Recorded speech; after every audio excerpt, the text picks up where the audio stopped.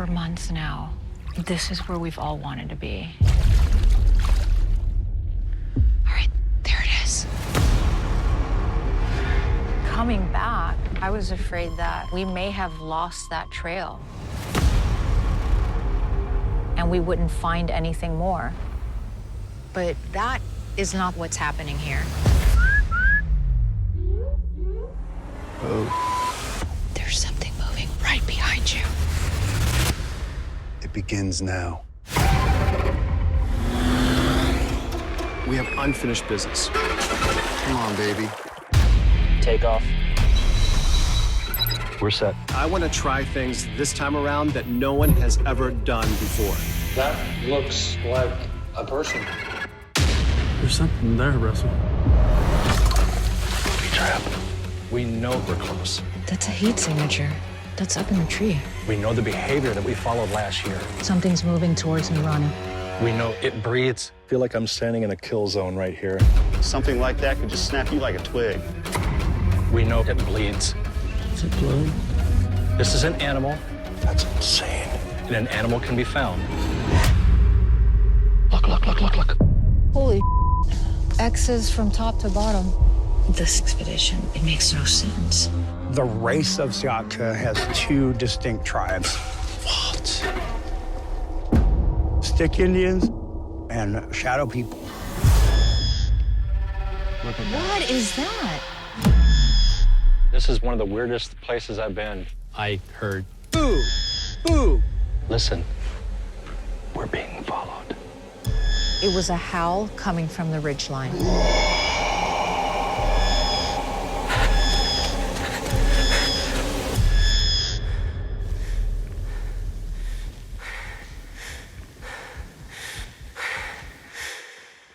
Maria! Holy huge spike. That's behind us. Go, go, go. Holy crap. Hole stood up. Hey, Expedition Bigfoot, everybody. How's it going? All right, I'm Trevor Shan, co-host of Bloody Disgusting's Boo Crew podcast. I'm also the creative service director and voice of the world-famous KROQ-FM here in Los Angeles. And I'm beyond thrilled to be here today in Anaheim here at WonderCon. And here with me are an incredible group of researchers, specialists, and passionate truth seekers. They are the stars of Travel Channel and Discovery Plus's Expedition Bigfoot. Everybody, bring it, bring it. All right, starting off, he starred in what has been called one of the most terrifying found footage films ever created, Bobcat Goldthwait's fantastic film, Willow Creek. And he's the host of the highly acclaimed paranormal podcast, Bigfoot Collectors Club. Say hello to Mr. Bryce Johnson.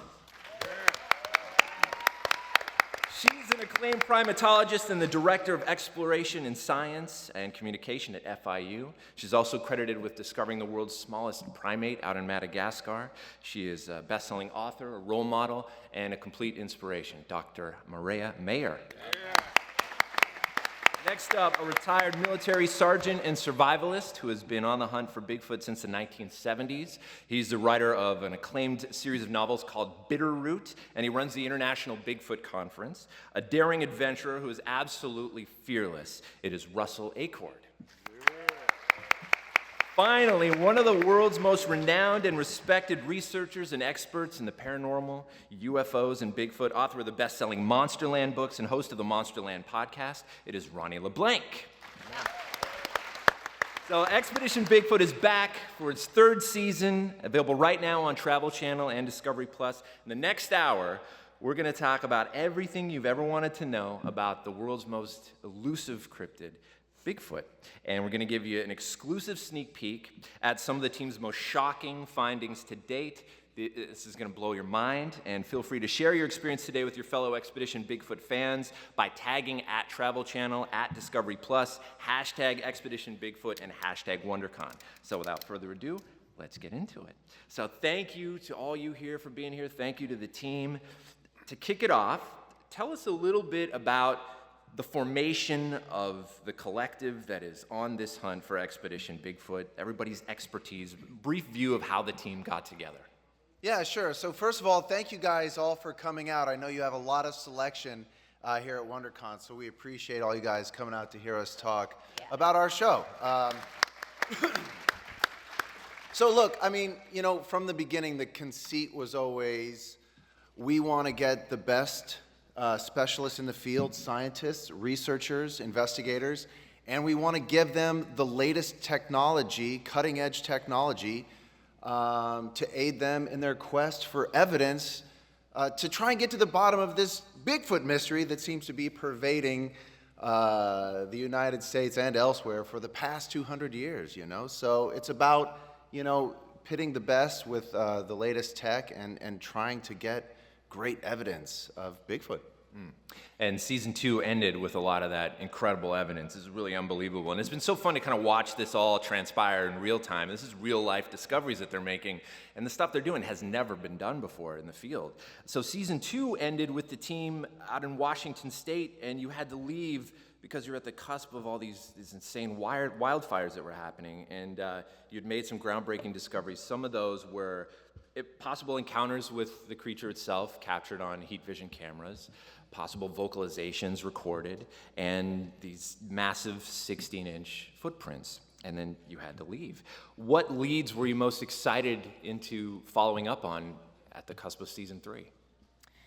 Well, for me, the finding that we had in Kentucky was incredibly intriguing and also pretty shocking. The fact that I had collected a soil sample for eDNA and sent it to a very respected geneticist out at UCLA to come to find out that, in fact, there was chimpanzee DNA identified in it really raised a few eyebrows for all of us.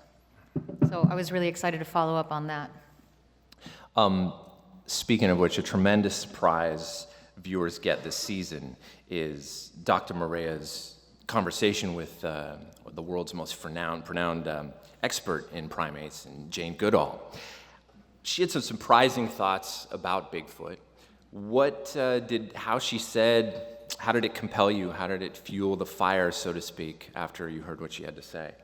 Well, I was actually really surprised by how much she wants to believe that there is something out there.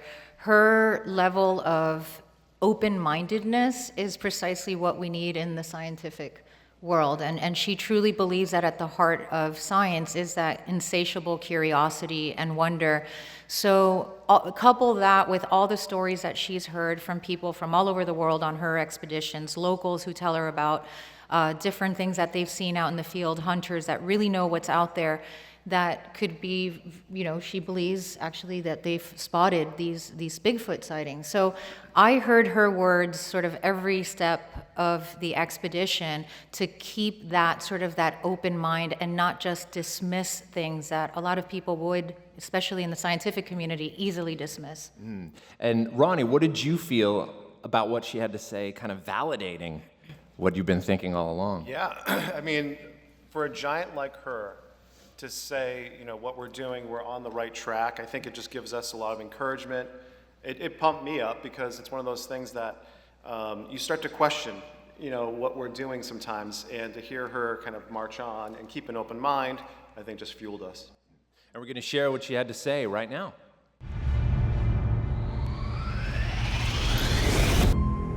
I was taken by another friend of mine into a very wild part of Ecuador. And we'd flown for about 2 hours just over forest, so it was miles from anywhere, where the people live in these very small communities, and contact between the communities are by these hunters who act like, you know, the old traveling minstrels taking the news around, hunting as they go. And there were about 6 of them, I think. And so I said to the translator, is one of these people here? He said, no. I said, well, next time you see one of them, could you ask him if he's seen a monkey without a tail that walks upright? That's all I said, no more. And after about 2 months, an answer came back that this guy had talked to 4 of the hunters, 4, and they all said, oh yes, we've seen a monkey with no tail, it walks upright, and it's about 7 foot tall. Wow. That's with no prompting, just out of the blue. These are the kind of stories that make me feel that there's something. I mean, otherwise there wouldn't be stories in every single country. Incredibly powerful video right there. My gosh. So, Dr. Morea, being from the science world and hearing the words come out of Dr. Jane Goodall's mouth, and from the findings and experience thus far that you've had on the field with the Expedition Bigfoot team, I know I've asked you this before on the podcast, and you probably hate answering this at this point, so point blank, but does Bigfoot exist? So I can say that we have found some really compelling evidence. I mean, for me to say that Bigfoot exists, I'd have to have irrefutable, physical, tangible evidence. What I'm discovering on these expeditions is that sometimes what we experience and encounter out there actually doesn't have a scientific explanation. And I go through the gamut of all the rational, logical reasons for different things that we see or we hear. And at the end of that, when I'm left scratching my head thinking, okay, it doesn't fit neatly in any one box, it's tough for me as a scientist, but I also don't want to just dismiss it because I'm starting to see a pattern throughout. And so I think it's still important that we take that into account. And Russ, man, you've been investigating this since the 70s, and now you've got this chance to work with this team and the technology that you have at your fingertips. What do you think? I couldn't ask for a better team to work with. We all come from different backgrounds, different ideas, and we have our different theories of how things work. And it's incredible to have the type of technology that Bryce gets for us, the driving force of Dr. Mayer's, education. It's just incredible. And Ronnie and I, we have completely different ideas. I'm strictly flesh and blood, and I've never really leaned away from that. But his belief system is actually forcing me to face things I really wasn't quite ready for, but it's good. It's good.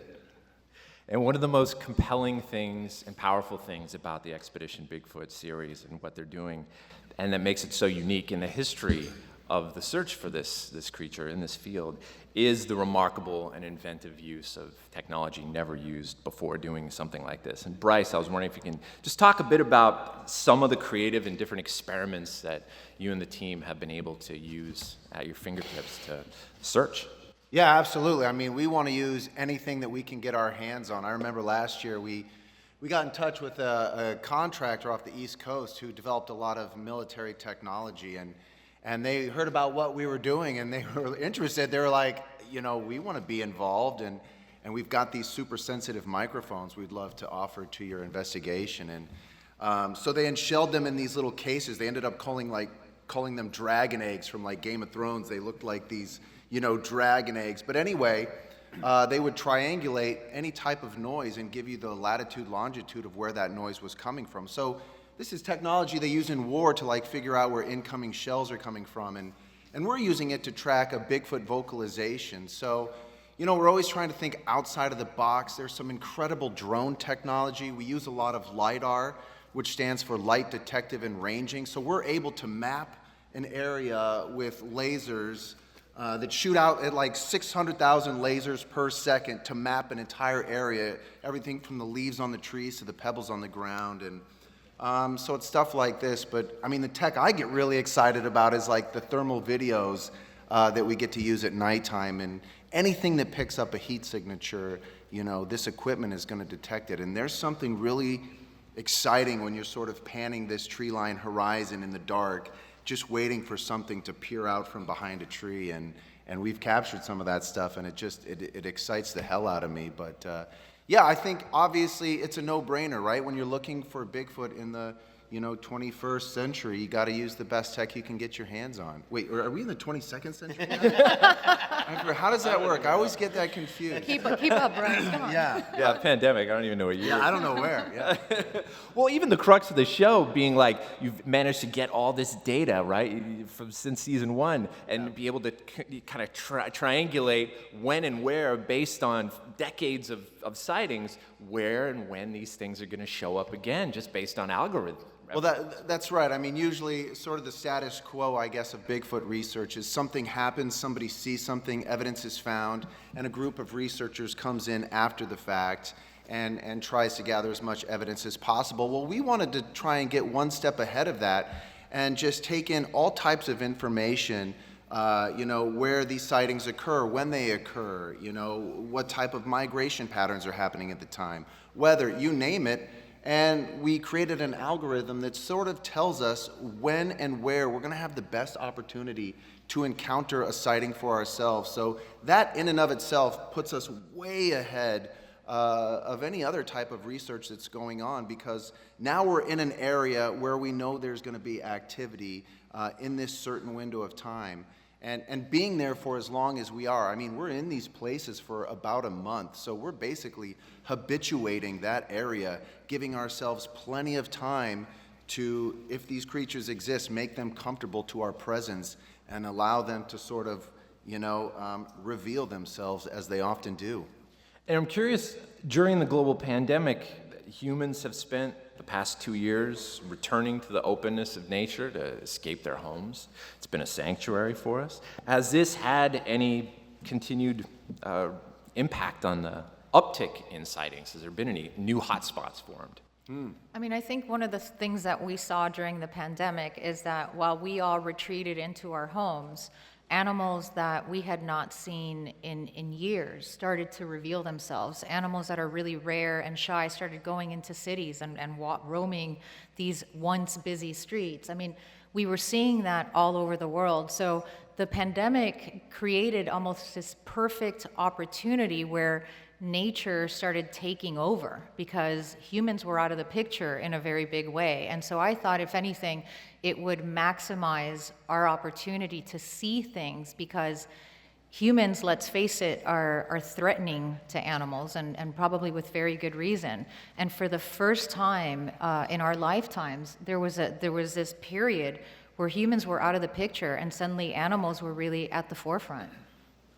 And Ronnie, I wanted to ask you this. Most of the Bigfoot encounters that we hear about have the fairly close range ones.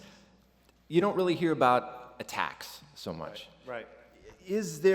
Are there stories of attacks that you have heard over the years, or does evidence show that this cryptid is one that's a little softer in demeanor? Yeah, the older reports, going back to Native American reports, there seem to be a lot of incidents of attacks and cannibalism, and there's different stories. However, we don't hear about that as much this time around. It's like if they are spotted, they want to get out of it. They don't want to interact with humans. So it's something that when we're out there, that's, I guess, a sign of a higher intelligence. The fact that people have rocks thrown at them and they never get hit. It lands perfectly right next to them, and it's more of a scare tactic than trying to hurt us. And in the new season, you and Maria venture into the water, and you guys find a really interesting branch formation. Yes. I was wondering if you could tell everybody kind of about what you saw, and for those who haven't seen it, and why you think something like this branch formation might have been made by a Bigfoot. Yeah. As we're heading down the river, we noticed something that was in the middle, and it was all these sticks in a circle and rocks placed in such a fashion that it had an opening so a fish could kind of come in, but then they wouldn't be able to get out. And it was this kind of a fish trap that had been used by Native Americans before. And there were stories about different elders that would go to certain fishing spots, and they would see signs of Sasquatch activity, something like this, and they would back away and know that Bigfoot beat them to their fishing spot. So it's something that stood out to us, and we started to check it out, and then activity ensued as we got closer and closer to this and stuck around that area. Oh, that is so cool, you guys. And Russell, man, you are so fun to watch out there, hiding in dugouts, climbing cliffs, doing whatever it takes to find this thing. And some of these situations are extremely dangerous, but dude, it's thrilling to watch. You'll do anything in your attempt to find the answer to this. What are some of the more harrowing experiences you've had out in the field on this? Oh, man. Well, if you look at the three beside me, everybody does the same thing. We all hang from ropes. We all go places we really should not go. That's not true. I don't do any of that. But if you think about it, as a viewer, you guys get to see where we're at in some of the crazy places we get into, but I need to recognize who's filming that. These guys are holding the camera in their hands, staying with us every step of the way, and these guys are freaking amazing. It's been a lot of fun, and I like putting myself out there. I like being uncomfortable. I really enjoy that because you're going to find the coolest things where humans are really not comfortable being because they're not explored as much. So that's kind of what I look for. I look for those places that are really not comfortable. Yeah. And you know, it's kind of no surprise that Russell is always getting that thermal that kind of like makes us all question what we're seeing, because you know, you're out there at the far edges getting all that great, incredible footage. But yeah. Yeah. Oh, dude, watching it, it looks like you're watching The Predator or something. It's Oh, man. amazing. It's really, and it's scary as heck, too. It's so fun to watch. So again, as someone with a military background, reports of Bigfoot go back and they show up in the Washington Environmental Atlas in the 70s, which a lot of people don't know. Do you think the government knows about Bigfoot and is an active part of concealing their very existence? I think the government knows a lot that they're not ready to share with us yet. I mean, just recently we've had the UFO discussions where they've acknowledged that they've known about UFOs forever. If they know anything about Bigfoot, I can't speak to that, I really don't know. But if they do, they're keeping it from us for a reason. Maybe it's environmental, maybe it's just to study it more, I have no idea. But a lot of things that we don't know that the government does, I believe will eventually be revealed to us. You know, it's just gonna take time. Yeah, I agree. A big part of the Expedition Bigfoot experience is really got to be the witness testimony. It's emotional, some of it's hard to watch, very, very impactful, and these accounts have been going on forever. Which encounters have stuck with you guys the most that continue to be a beacon for you, continue to push you along on this search? Well, you know, first of all, I want to say something about the eyewitness to a Bigfoot encounter or any other strange encounter for that matter. For one, these aren't people who are really looking for attention. They're not notoriety seekers. They're not out to make a quick buck. As a matter of fact, it's quite the opposite. A lot of these people who are coming forward to tell these stories, some of these encounters they've never even told their wife, who they've been married to for decades. You know, so it's really something.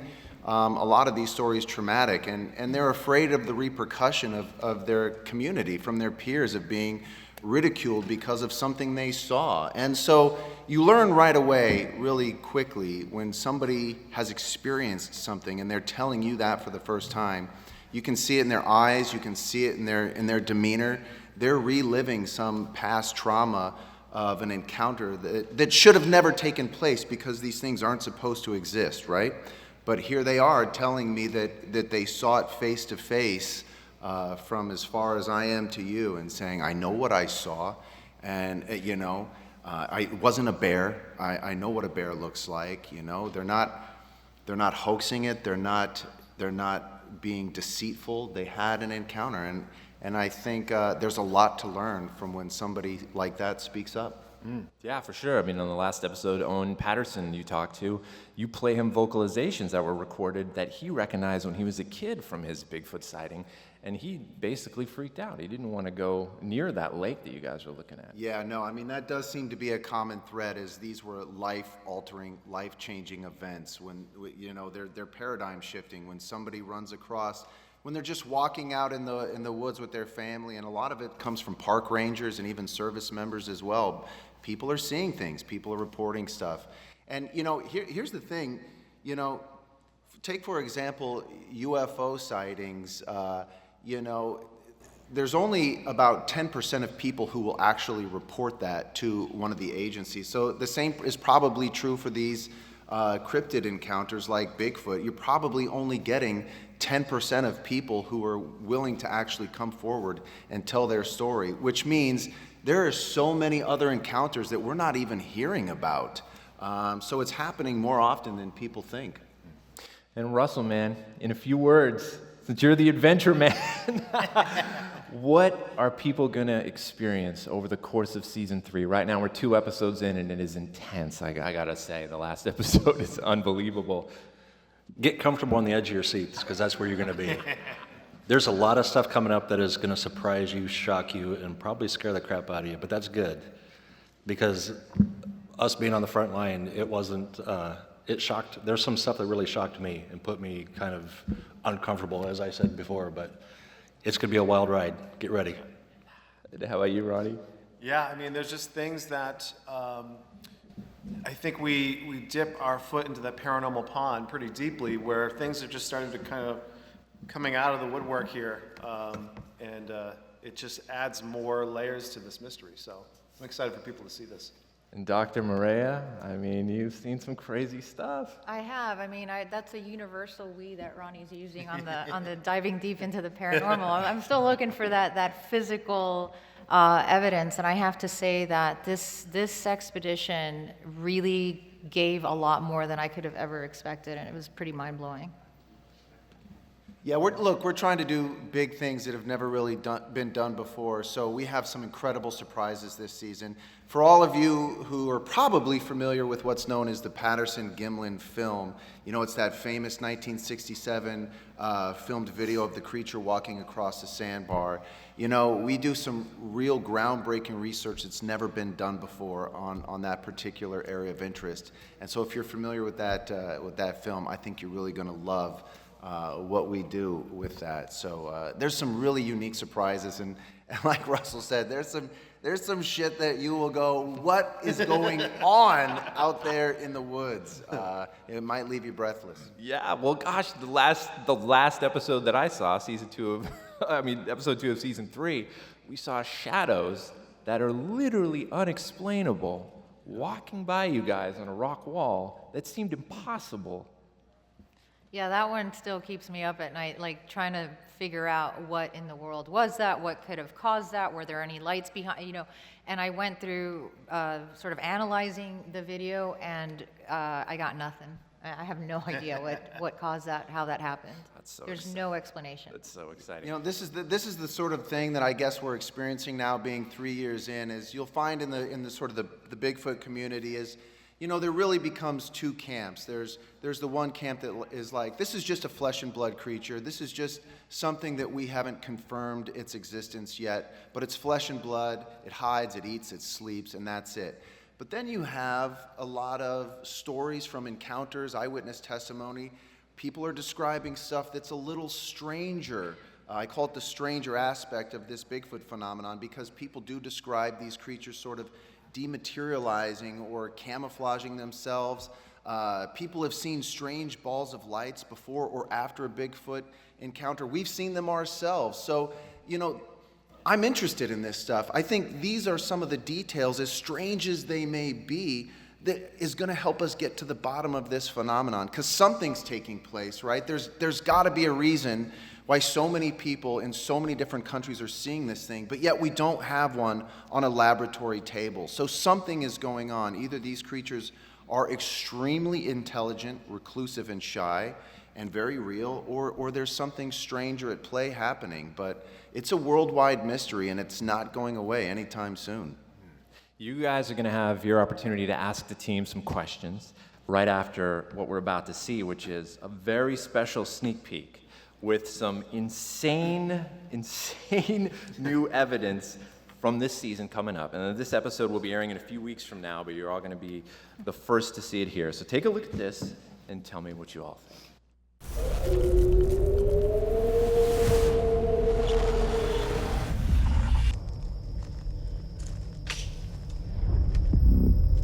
Did you hear that? What? That is loud. Ronnie, something really big just broke behind me twice, and it's getting louder. The first sound sounded like a branch breaking. The second sound sounded like wood hitting wood. Really, really loud. Maria, hang tight. The drone's coming your way.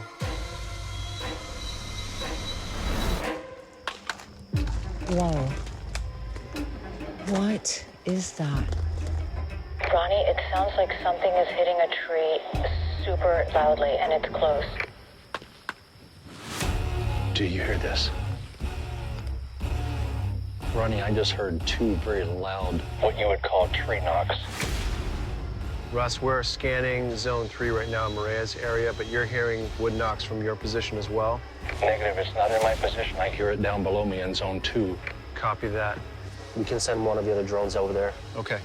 Hey, Russ, hang tight. We're going to send an additional drone now.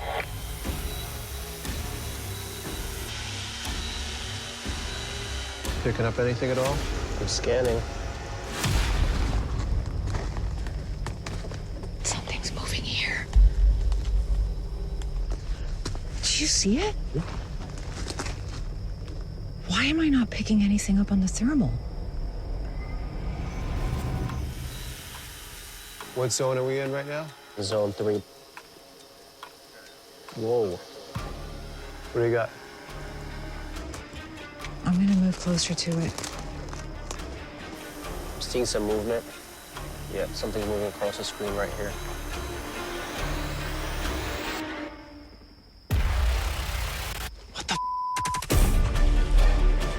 Something's moving right here. Oh my God. I'm half expecting you to bring Bigfoot out now. Bigfoot, come on out here. Okay, so you guys Spoiler, have some I didn't die. right, you're all still here. So what the heck was that?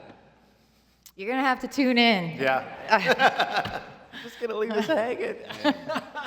I mean, that was like a really intense night. So many of the nights out there, actually, you know, when you're out in the field and it's dark, and as you know, as humans, we don't have really great vision at night, and all the sounds, everything you hear, you're hypersensitive. Like, our senses become hyper tuned in to everything around us. And so there's many intense nights, but I have to tell you, that particular night, I think for all of us, was probably one of the most insane we've ever had out in the woods. Russell and Ronnie, jump in, elaborate on your experience that night. Yeah. Go ahead. I mean, again, like what Maria was saying is just to see something like that, a heat signature running on two legs, that will perk you up really quick. I was a couple miles away. I'm not kidding. I was quite a ways up the draw. And I heard those sounds, and it was loud from where I was. And I can only imagine what she was experiencing because it was much closer to her. And, That was keep in mind, I'm not seeing the heat signature. Like, I don't know what I'm walking towards. Right. Right? You were seeing it. Could have told me. Little warning. Oops. A little heads up, Maria. Yeah. Something's out there with you. Watch your back. Let's just see what happens. Funner to watch. Funner to watch. We'll wait this one out. So on that note, we'd love to go to you guys and get some questions from the audience. I believe there's a microphone somewhere back there for someone. Oh, perfect. All right, we got anybody? Yeah, there's some right here. Don't be shy. I know you have Bigfoot questions. So, if you find, or when you find, or complete your search, what will you do? That is a good question. Run? Keep it? Drag it out of the woods? Yeah, it's a great question, right? And one that often people don't think about too much. They're always sort of asking, you know, when will we ever find them, not what happens once we do. I guess you kind of have to sort of define what it means to find them. Does that mean getting a body, finding one that might be dead, left dead in its environment? Does that mean like tranquilizing one? Does that mean just finding great footage of one? So what does that mean to find Bigfoot? You know, for us, it means getting as much evidence that can be repeatable. Stuff like eDNA sequencing is a great evidence that the scientific community sort of embraces. I mean, I can tell you from experience, my colleague and I discovered the world's smallest primate in Madagascar, so I know the process of what it is to bring a new species to the scientific community to be accepted. And it's a difficult one because you need different lines of evidence. And obviously, the more lines of evidence you have, the stronger your case is. So in the case of this mouse lemur, for example, the ideal situation is that you have photographic, very clear photographic evidence, you have measurements, you have weights, you have DNA samples, you have all of this information that together really builds a strong case. I think one of the fears from people is that we would need a body in a museum, a type specimen.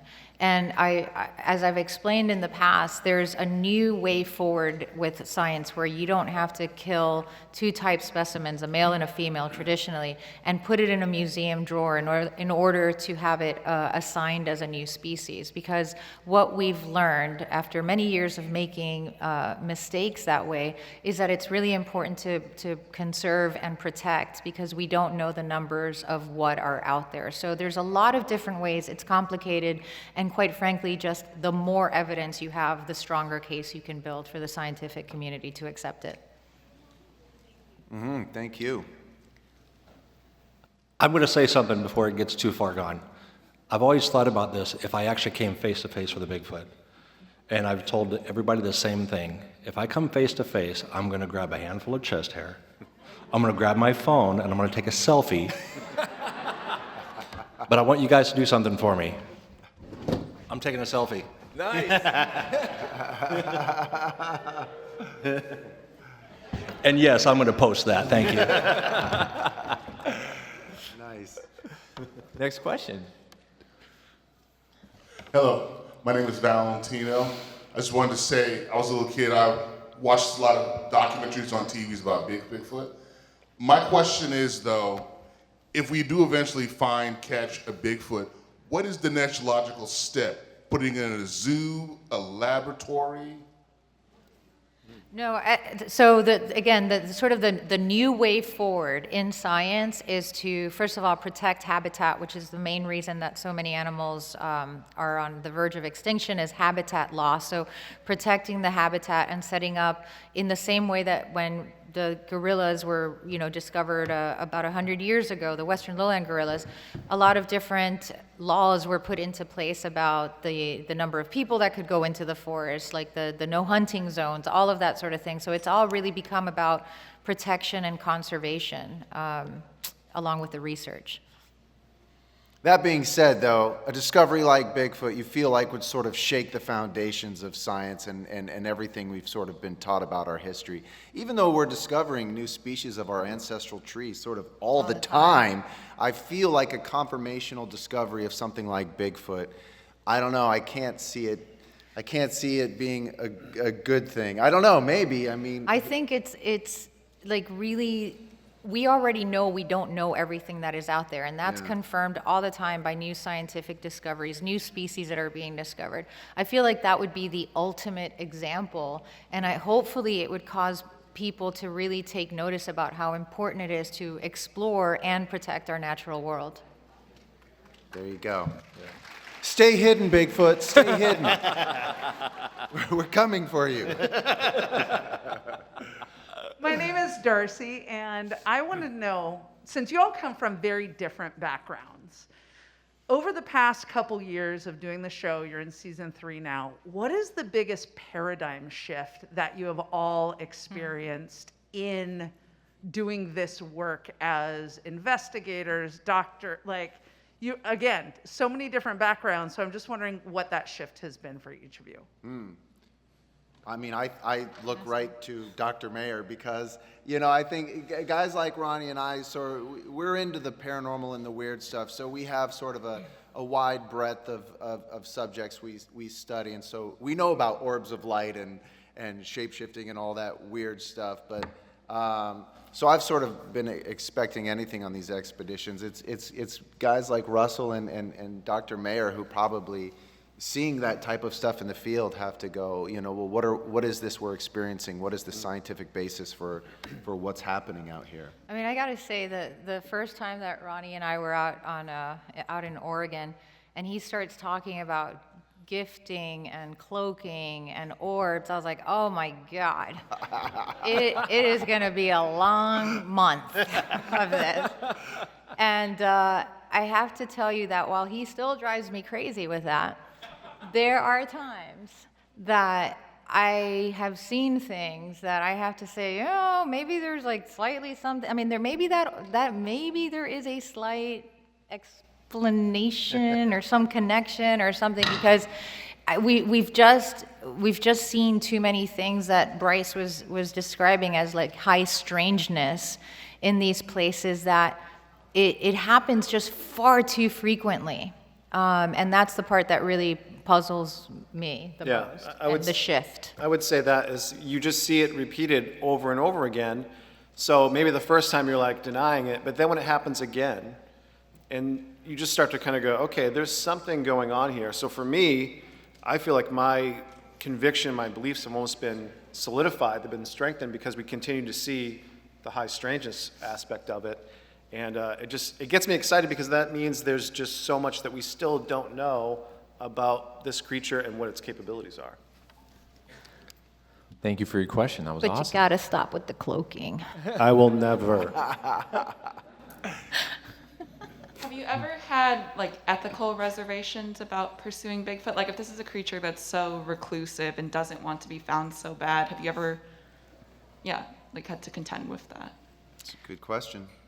So, as someone who has spent the last, 20 years really in pursuit of rare, elusive primates that had never been studied, some of which had never been photographed, I have to say no, because the reason that I became a primatologist is because I wanted to learn about these animals, bring them to the forefront so that actually we could better protect them. Most of those animals were on the verge of extinction when I first found them, photographed them, and really put the spotlight on them. And so there's a real responsibility that comes when you expose an animal to the world. However, the pros always have outweighed the cons in that situation, because what happens is that, even in cultures where these animals had traditionally been hunted, they come to love and really know these animals and want to protect them. And just by shifting the priorities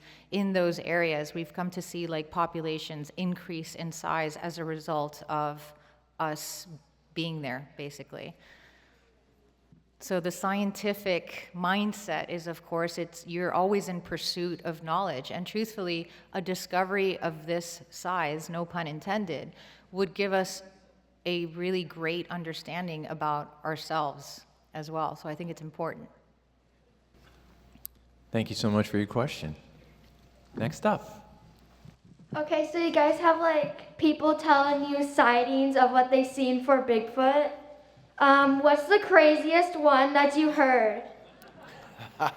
Man, you hear a lot of crazy stories when it comes to Bigfoot. So, I mean, it's hit both ends. There's the really crazy stuff, and then there's the stuff that's really grounded and believable. But, it's a tainted word, crazy, because what's one person's experience of what they considered to be crazy might not be, that crazy. So no matter what somebody has experienced and what they're telling me, I try to keep an open mind when I'm hearing what they're saying, and I try to discern for myself, is there a basis in reality for what this person experienced? But you do get a lot of crazy stuff. I like the weird stuff.